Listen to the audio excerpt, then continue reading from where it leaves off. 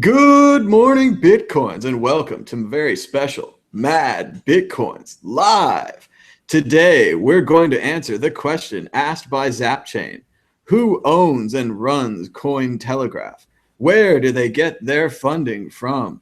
We're joined by Ian DeMartino, formerly from CoinTelegraph. Hey, Ian, how's it going? It's going all right, man. Well, there's been a lot of questions about Cointelegraph. I know we're all big fans of their artwork. A lot of people are fans of the artist who seems to draw a new picture, sometimes every day, two or three of these pictures. I'm loading the website now so we can get a taste of these pictures, but it's loading slowly. Oh, there it is in the background. So yeah, let's look at Cointelegraph. Now, first, get the bias and disclosures out of the way. At the early part of this year, in January, I did attempt to work with Cointelegraph. MadBitcoins, getting my videos onto Google News was very important to me, and I was able to produce 3 videos with Cointelegraph. They said that they would give me a portion of the ad revenues. They refused to state what this portion would be, how much money they would receive from the ad revenues, or when and if they would pay it to me.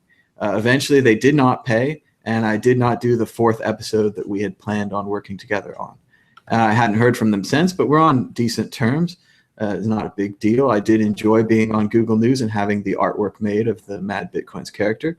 But Ian's got a lot more questions and a lot more answers about Cointelegraph. I know there was a big article on ZapChain recently, and they asked who owns it, where do they get their money from? But first, Ian, maybe just a little background. How did you start off at Cointelegraph? When and where? What was it first like? Well, when I first started there, I had come from I was writing for a site called Giz China, which is like Chinese gadget site. They were always good, but right before that, I was writing for a general tech site, but they were like sliding little what do you call it, copy articles in there, like be like a bunch of legit articles, and they just slide 1 or 2 of them in there, and Like a sponsored article or a paid yeah, article by a yeah. company? Okay. And so, I mean, I started out even before that just writing basic copy, and I've worked my entire career to get past that where I wouldn't have to write copy. And so when I started at Cointelegraph, I got to write about Bitcoin, and at first I didn't have to write about copy, and so it was like, and the pay was good. It was, I guess you'd say, a dream job.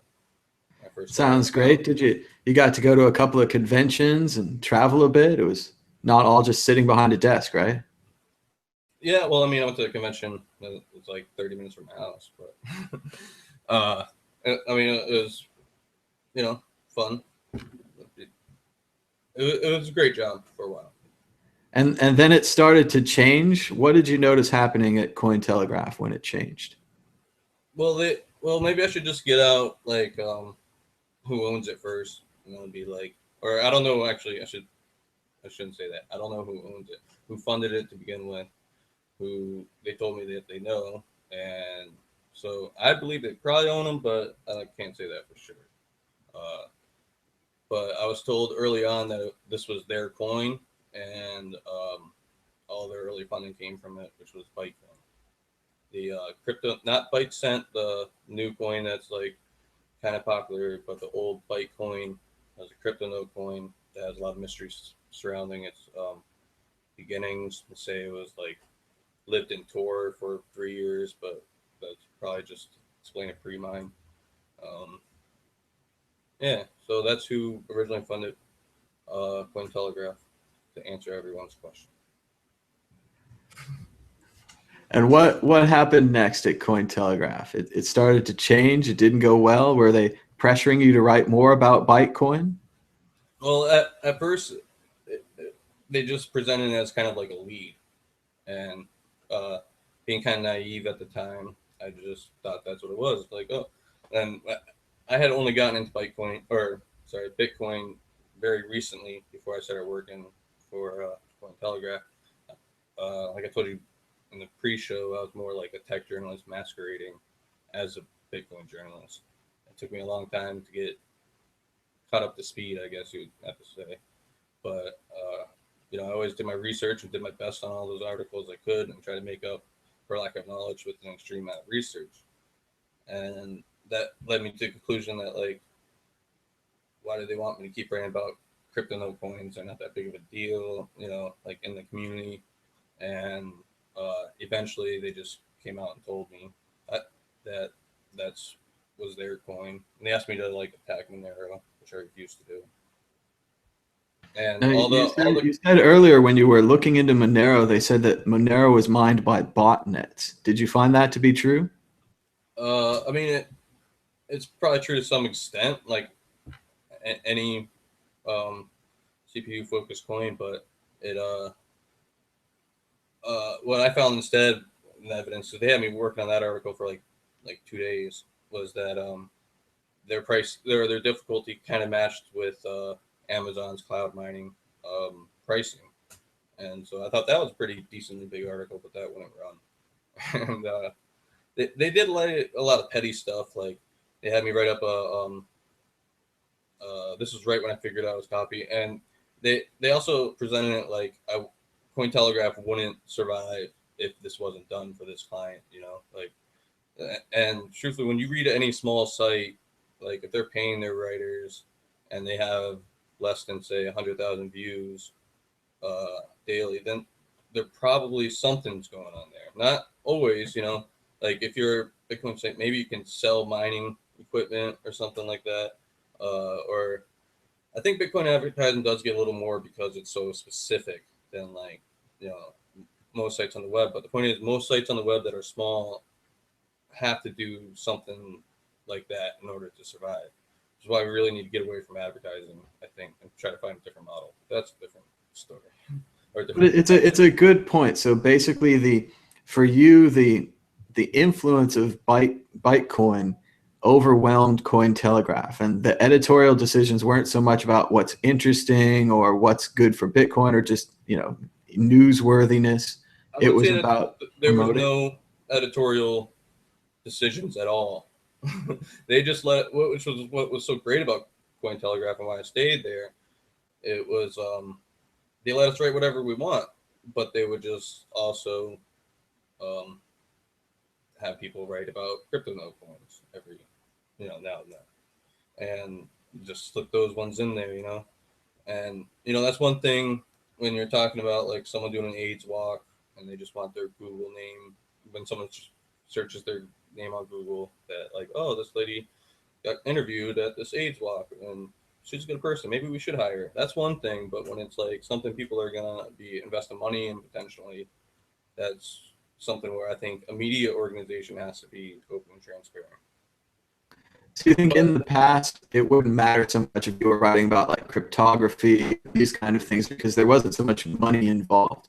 But once you got to Bitcoin, cryptocurrency, and technology and money came together, there would be a reason for a group like this to set up their own news site, a reason to go through all of these steps to essentially promote their own product without people knowing, and that it would be worth it to them to go through all these steps to and get that publicity. I don't think that's the main focus of Cointelegraph really anymore.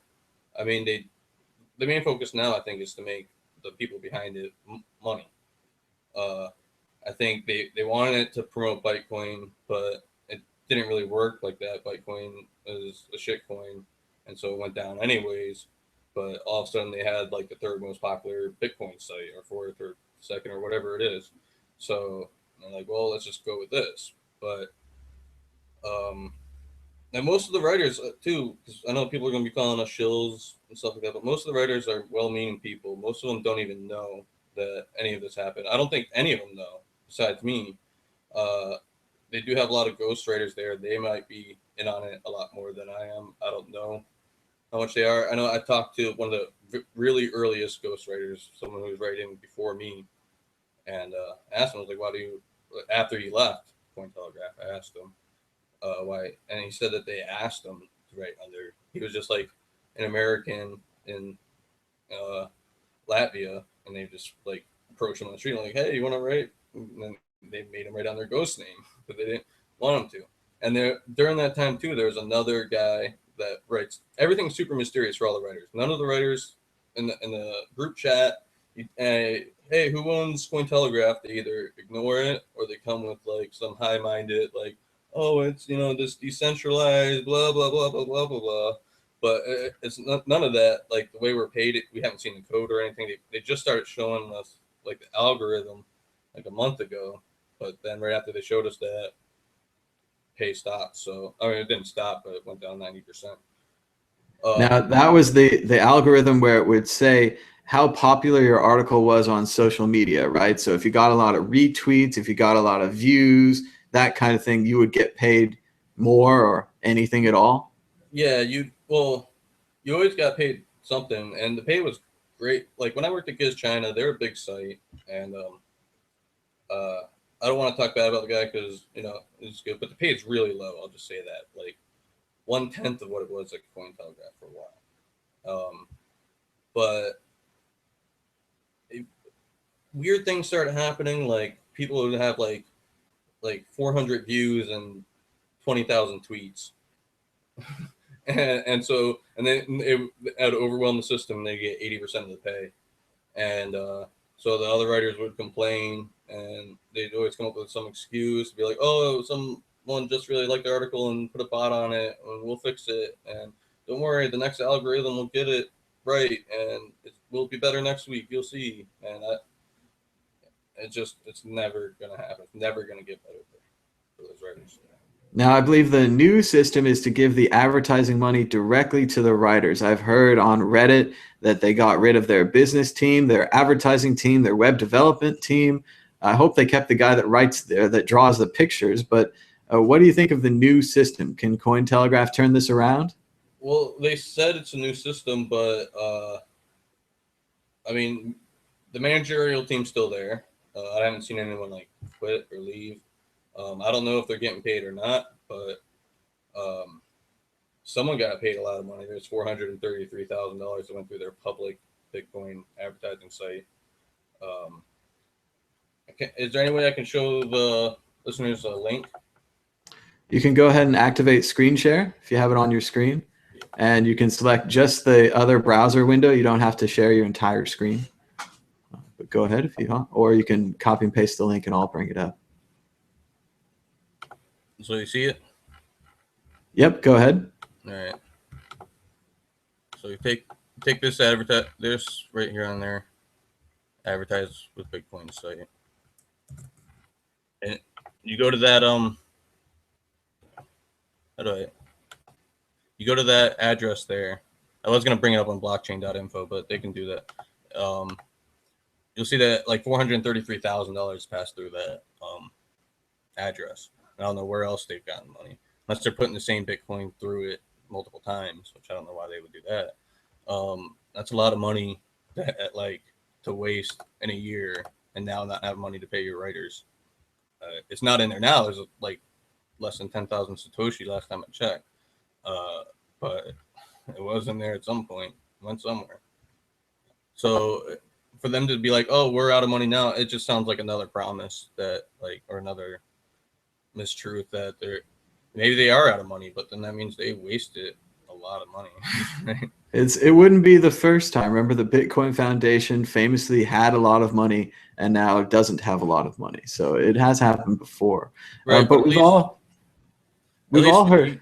Go ahead. We can see those salaries, and we all agree that I think that they're ridiculous salaries, but at least I don't want to speak for you, sorry, but that's what.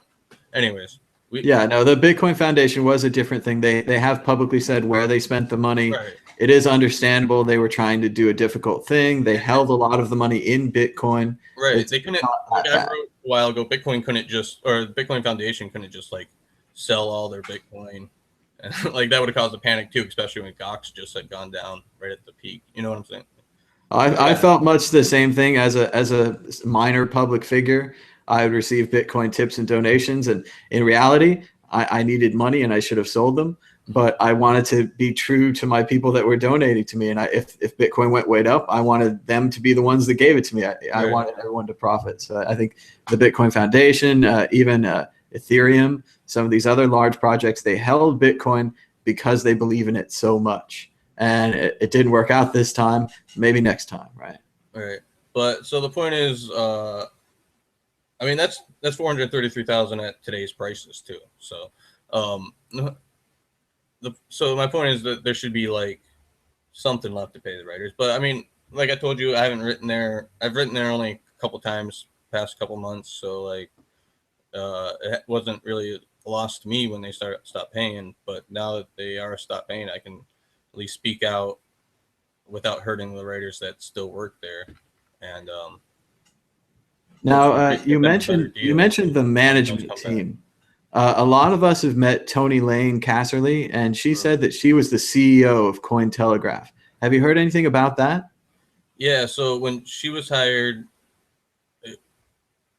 it's always things just happen there. They don't like run it by their writers or like do anything. When she was hired was when I had a little bit of editorial control over, or at least they were telling me they're going to give me some editorial control. But when they hired her, they just, first they said she's CEO, and then she like butted head with some writers, like a lot of writers, myself included, but other ones too. And then they told us that we don't have to listen to her, and she's just the public CEO. And I don't know if she knows that they told the writers that, but I guess she knows it now. I don't know. But and she wasn't in the group chat, and she was just like the public figure. And like there was another guy who came in and who was our editor, and he goes up with the Skype name Cyril Gilson. But there was a Cyril Gilson who used to write for us that was a ghostwriter, like way back when. Like he stopped writing for us right after I started writing because it was just like stuff that didn't make sense. It was horrible writing. I don't believe this is the same person, but they just gave him the same Skype account. And he would started becoming our manager. Maybe it is the same person, but it just, everything is very like a total like can't write to like writing fine in the chat and is like giving advice on articles. Like, where did this guy get so good at? And it's not like it was bad advice on the articles. I'm not saying, it was good at decent advice most of the time. So it seems like a Dread Pirate Roberts, just a name that was passed down, and you don't even know who you're talking to now. Yeah, exactly. And there's a guy higher than that named Dime who just showed up, and I think he's like somewhere high up or is the owner, or at least knows the owner. He's like the highest guy. But now you mentioned earlier that they'd promised to give you editor-in-chief if you would submit their app to the App Store and some other things. yeah, how did that turn out? I put their Indiegogo campaign under my name, and let them put their mobile app under my name. And I was supposed to then have editorial control. I'm like, well, then I can fix all these problems. So, all right, let's do this. Horrible decision. They said that they asked me for if I could do some like web hosting with it. So maybe they did. I lost my Skype conversation, so I can't go back and check because I reformatted Windows. But just like a couple months ago, I got a call from like because I canceled that credit card that we used to pay some writer. God, I'm so stupid. But so I canceled that. It was just a prepaid debit card. But then I get a call from like a web hosting company being like, oh, your thing's being canceled, and we want to like confirm with you. And I'm like, I don't even know what you guys are talking about. And so there's the stuff in my name. I asked them for like the access to it, and they took like 3 weeks to give me access to that.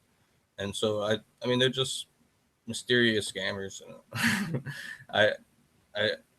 They seem like good, and they're very manipulative. Like the boss will be like, oh no, I love you, I'm sorry, I'm gonna fix this. They won't ask you to do copy again, they won't do this, they won't do that, but it never gets any better. And it's just the same thing every time. And I think this can be a lesson for other people that we can learn from this, and we can be, if something smells fishy, it probably is. If your sensors start going off, you start feeling bad about what you're doing, it might be a time to get out. But we don't always have the options that we want. Sometimes you need the job, you need the money. You can't make these kind of decisions, but we should be on the watch and on the lookout for these kind of situations before we get into them. That's the only way we can avoid them, right? Yeah, I mean, I don't have like a college degree. I worked my way up from the very, very bottom of writing, from writing 1 cent a word, and worked my way all the way. So doing what I did was sort of just going back to what I was doing before. But I've been trying to not have to write that since the beginning, and I'm gonna make sure I don't have to ever write that kind of stuff again. And so I've gotten to the point, I think, name-wise, that I can find work and, you know, not have to be copyrighted. But I never knowingly wrote copy under my name, and so if I'm writing under someone else's name, it's sort of like I'm just writing for them. But that's also just like sort of a bullshit excuse to be, you know. So I just cut it out completely, and so I'm sure people are gonna attack me on that, but you know, you gotta put yourself in my shoes, and when you start at the bottom, sometimes you get knocked down a couple pegs and have to do what you did before you can build back up and be able to do what you want to do, you know. Oh, oops. And I know it's been really hard for a lot of writers in the Bitcoin space. A lot of people do a lot of research, become experts like you did over your year of studying Bitcoin. And then they find that they can't be employed as Bitcoin writers anymore because the jobs are being taken by amateurs who don't really know what they're doing, and that there's just such an influx of people all essentially looking to get rich quick by being involved with Bitcoin, even tangentially. And we just have to be on the lookout for that. We have to celebrate, you know, true experts, people that are willing to research, write detailed, good articles that are honest and truthful, and be on the watch for these, you know, scam artists willing to push these altcoins.